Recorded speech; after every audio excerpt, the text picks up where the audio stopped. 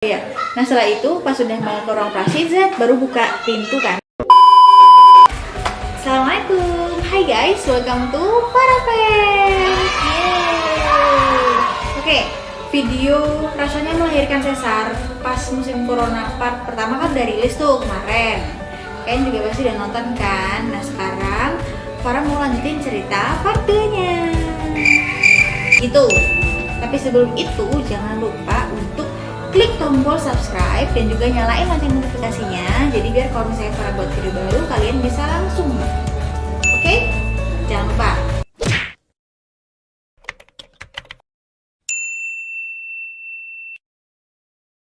Farah lanjut ke cerita lagi ya. Jadi kemarin pas Farah buka pintu kamar operasi itu tiba-tiba azan subuh gitu. Jadi Farah langsung deh izin ke susternya buat sus boleh nggak nih sholat subuh dulu gitu. Terus suster, oh iya mbak silakan. Akhirnya udah Farah, mama, ayah dan suami Farah kita langsung naik ke lantai 2 buat sholat dulu. Setelah sholat kita turun dan Farah langsung pamitan sama ayah sama mama, mohon maaf, kita doain supaya semua operasinya berjalan dengan lancar karena emang yang boleh hadir di rumah sakit cuma satu orang menunggu aja, yaitu suami Farah. Lagi-lagi ini karena corona. Jadi ya udah pas sudah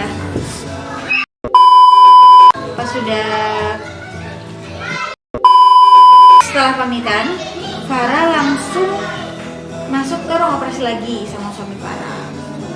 Nah, begitu masuk ke ruang operasi, Farah langsung dikasih tahu kamar persiapannya yang mana, langsung dikasih baju buat ganti juga buat dioperasi nanti. Jadi Farah langsung sampai kamar, langsung ganti baju. Suami juga tanda tangan beberapa berkas yang perlu ditandatanganin. Setelah ganti langsung dipasang infus. Dan diminta nunggu sampai jam waktu operasinya tiba. Nah sementara nunggu nih, kayaknya tuh udah mungkin sekitar jam 6-an lah, kita udah nggak ada apa-apa tuh jam 6-an. Jam 6 udah selesai, kita harus nunggu 1 jam berarti sampai jam 7. Nah waktu berjalan dokternya satu datang sampai hari jam 7 lebih sekian menit dokter kandungan Farah datang. Langsung deh Farah disuruh ke ruang operasi. Pas jalan ke ruang operasi kan sama dokter tuh jalan kan, suami Farah di belakang, kita jalan bareng. Terus dokter tiba-tiba bilang, oh mohon maaf, yang boleh masuk ruang operasi istrinya aja ya, suaminya nggak boleh. Oh no. Aku langsung yang bingung kan, kaget gitu maksudnya, karena kan sebelumnya dokternya sendiri bilang boleh kok suami masuk gitu. Akhirnya aku kaget, aku langsung dokternya karena mungkin melihat ekspresi kaget aku, dokternya langsung bilang iya soalnya kita harus ngebatasin berapa orang yang ada dalam satu ruangan. Akhirnya ya udah aku bilang oh iya dok nggak apa-apa gitu. Ya udah aku langsung jalan karena saking masih kagetnya aku tuh sampai lupa nggak pamit sama suami. Terus dokternya sampai bilang gini, loh kamu nggak pamit sama suami kamu gitu? Oh iya dok, iya pamit dok. Gitu. Akhirnya aku balik badan, aku pamit deh sama suami aku, salim, mohon doanya semoga suami berjalan dengan lancar. Setelah pamitan, aku langsung deh masuk ke kamar operasi.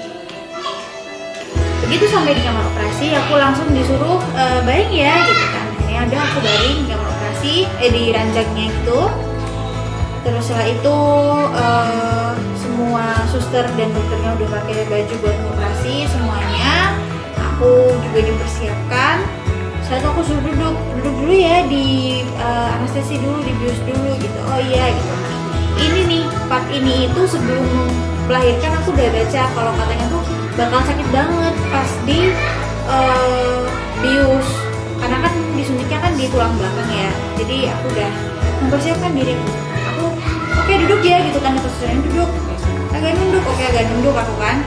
Terus aku udah kayak tarik nafas ya, iya gitu. Terasa nih suntikannya masuk kan, terus aku kayak terus oke, sudah, tiba-tiba udah dong. Ternyata tuh nggak sesakit yang aku bayangkan, alhamdulillah. Jadi ya sudah. Oke, nah jadi setelah di anestesi, aku langsung disuruh baring lagi. Begitu baring, aku langsung dipasang tirai buat penutup biar aku nggak bisa lihat apa yang dilakuin sama dokter dan susternya di perut aku gitu. Perut aku diapain tuh aku nggak bisa lihat. Nah setelah itu tangan aku kayak diginiin, ditali gitu loh, jadi aku nggak bisa gerak-gerak. Sama dipasang alat denyut jantung gitu. Sambil susternya nanya, kakinya udah kesemutan gitu. Oh sudah sus, bisa diangkat ya kakinya? Oh bisa sus, aku bilang gitu kan. Diangkat set. Terus bisa lebih tinggi lagi? Kok bisa sus? Set gitu. Udah sampai mana kesemutannya? Oh udah sampai lutut sus, coba diangkat lagi. Set, aku coba ngangkat kaki kan nggak bisa. Jadi begitu udah sampai lutut tuh bener-bener udah nggak bisa angkat kaki. Kayak aku tuh pengen banget ngangkat kaki tapi tuh nggak bisa keangkat gitu. Aku langsung kayak ya Allah, gini kali ya rasanya orang yang nggak bisa ngangkat lumpuh, nggak bisa ngangkat kaki, langsung kayak deg-degan lagi kan. Akhirnya aku ya udah bismillah deh, astagfirullahaladzim, semuanya dibaca. Akhirnya udah bener-bener kaki aku udah kebiu semua. Dokternya bilang ini nanti kalau perutnya dia apain bakal kerasa, cuma nggak bakal sakit. Ya udah, akhirnya banyak anak main guys di luar. Nah akhirnya pas pas aku udah siap semua, dokternya bilang oke, kita berdoa dulu ya. Akhirnya semua berdoa, langsung kita mulai ya, langsung deh gitu, langsung mulai disayat, mulai dibuka. Terus sudah aku di situ cuma bisa berdoa, semoga semua berjalan dengan lancar. Semoga berdoa semuanya dibaca dalam hati. Kalau misalnya ada beberapa orang yang bilang katanya di ruang operasi itu muter musik kenceng banget, di aku enggak, bukan musik tapi ngerumpi ya. Jadi dokter-dokter suster itu pada ngerumpi ngegosipin dokter yang lain atau hal lain gitu. Tapi seru sih, aku dengarnya juga. Oh gini ya ternyata ya. Nah udah setelah itu sampailah udah kebuka semuanya. Terus anakku mau diambil. Nah aku tuh awalnya berekspektasi bahwasannya ya udah kalau misal sesar ya udah anaknya langsung diambil gitu, nggak bakal ada kesulitan. Ternyata guys itu salah. Jadi aku waktu itu begitu perutnya dibuka, anakku mau diambil, anak aku tuh nggak keluar. Maksudnya diambil tuh nggak bisa gitu loh. Jadi perlu ada, akhirnya dibantu dorong. Pertama yang dorong cuma 1 orang doang, terus akhirnya nambah 2 orang, akhirnya nambah 4 orang. Jadi yang dorong tuh 4 orang sampai akhirnya anak aku tuh bisa keluar. Alhamdulillah, langsung deh dokternya, alhamdulillah ini sudah nih, ya ampun, masya Allah rambutnya lebat kayak gitu kan. Langsung set, begitu anak aku keluar, sepersekian detik kemudian baru deh dia nangis. Jadi tuh nggak langsung nangis gitu loh, dia tuh kayak sepersekian detik dia tuh baru nangis. Kayaknya dia memiliki bakat pragmatis dari emaknya, jadi dia oh aku udah keluar ya, oke aku nangis, kayaknya dia kayak gitu. Setelah itu aku lihat dari sisi mata aku, anak aku dibawa ke ranjangnya si bayi, terus diukur ya, ditimbang, bilang oh ini beratnya 3 kilo 2 kilo 860 gram 2,86, tingginya 48 gitu. Perempuan sehat alhamdulillah gitu. Sudah, saya tuh nggak tahu deh anak aku itu apa dibawa keluar, kayaknya sih dibawa keluar ya, karena mungkin perlu ditreatment atau apa gitu kan. Aku pun juga setelah itu langsung diselesaikan di finishing, maksudnya ditutup lagi jahitannya dan lain sebagainya. Akhirnya selesai, alhamdulillah berjalan dengan lancar. Aku nggak tahu berapa menit aku di dalam.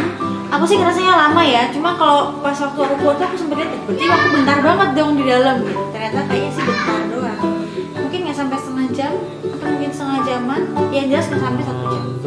Nah setelah itu aku dibawa keluar, aku dibawa ke ruang pemulihan. Nah di ruang pemulihan itu yang aku lihat pertama bukan suamiku. Tiba-tiba yang keluar adalah mamaku, alhamdulillah. Jadi begitu aku sampai di ruang pemulihan, ternyata suamiku tukeran sama mama karena mama juga pengen diet kan. Mamaku sama aku tuh langsung kayak berambangi. Oh kok berambangi? Mamaku tuh matanya tuh berkaca-kaca. Terharu, aku juga kayak ya Allah mama gitu. Akhirnya aku sekarang udah selevel sama mama gitu kan, jadi ibu-ibu gitu kan. Karena kan sebelumnya jadi istri ya kan. Sekarang aku setingkat lebih tinggi, yaitu setingkat setara sih, yang naik tingkat, jadi sama-sama jadi ibu gitu. Mamaku jadi ibuku, aku jadi ibunya anakku. Iyalah.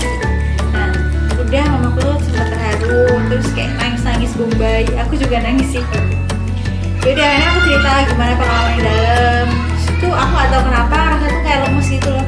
Padahal mesti aku gak ngapa-ngapain, cuma dia apa-apain aja. Tapi aku rasanya lemes, gak tahu mungkin karena banyak darah yang keluar ya. Aku rasanya sih lemes.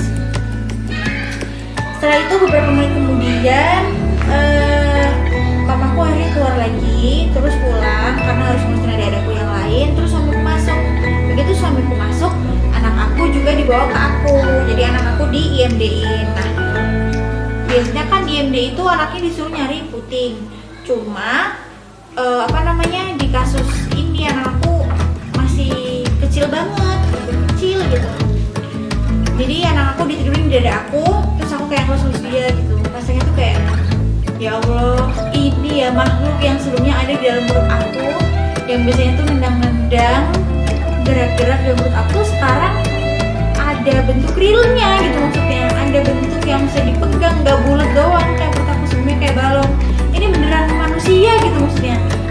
Aku disitu kayak bener-bener ngasih masya Allah banget gitu, kayak bener-bener ya masya Allah lah, gak bisa terbayangkan gitu maksudnya. Akhirnya terus aku elus-elus anak aku nangis-nangis sedikit, nangis manja gitu kan. Aku elus-elus terus dia diem lagi gitu. Nah, terus setelah itu udah ada bapaknya ya, terus langsung diambil sama susternya, diminta untuk ngazanin. Ya udah, anak aku diazanin sama suami aku. Habis diazanin terus anakku dibawa lagi buat ditaruh di kamar bayi karena masih butuh perawatan. Itu akhirnya aku ditanya nih, udah bisa angkat pantat gitu. What? Kok nggak sopan banget ya, udah bisa angkat pan gitu. Terus aku coba kan, oh udah, ternyata udah bisa angkat pan gitu kan. Terus nanti sambil dicoba itu ya, sambil dicoba miring kanan miring kiri ya gitu. Akhirnya ya udah aku nyoba miring kanan, miring kiri, ternyata alhamdulillah bisa. Akhirnya setelah aku udah bisa ngangkat pan, miring kanan, miring kiri, aku pindah ke kasur untuk dibawa ke kamar perawatan aku. Gitu. Akhirnya aku udah pindah ranjang, berhasil dibawa ke kamar perawatan. Pas sudah sampai di kamar perawatan, itu kan isinya, aku tuh BPJS kelas 3, harus itu isinya 7-an gitu lah. Tapi ternyata aku naik kelas di kelas 2, jadi cuma kayak 3 orang. Tapi cukup nyaman kok, maksudnya benar-benar nyaman gitu. Cukup lebar juga. Akhirnya udah, aku masuk.